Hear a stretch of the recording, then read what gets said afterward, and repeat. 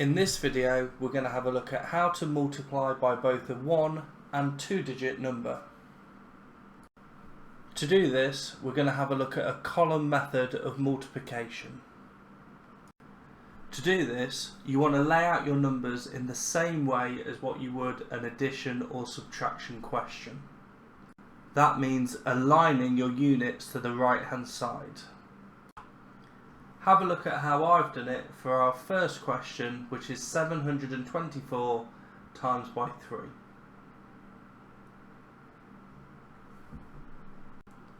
Essentially, we want to multiply every digit in the number 724 by 3. It's really important that you multiply from right to left. So to start off with, I want to do 3 times by 4, which is 12.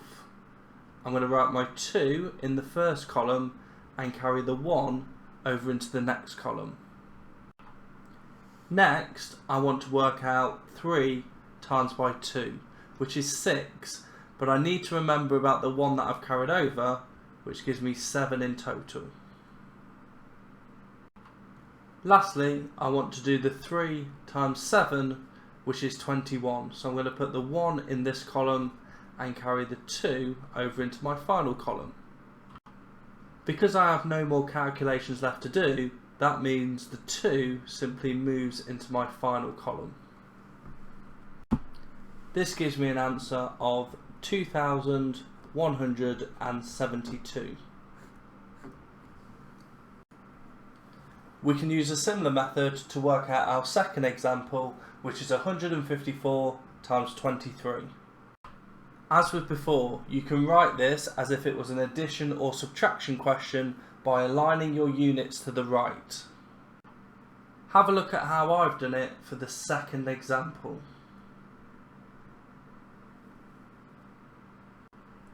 You'll notice that there's some extra rows in this example. I will explain what each of them are used for in a moment. So to begin, the first row is used to work out the answer if we multiply each of our digits by the number 3. So, doing 3 times 4 gives me 12, so I'm going to put the 2 into this column and carry 1 over. Next, 3 times 5 gives me 15, but with the 1 that I've carried over would be 16, so I'll put a 6 in this column and carry 1 over again.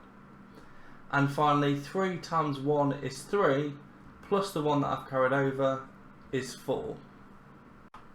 Now, my second column is to work out my answer when I multiply everything by the 2. However, when I consider the place value of the 2, it doesn't actually mean 2, it means 20, which is 2 tens.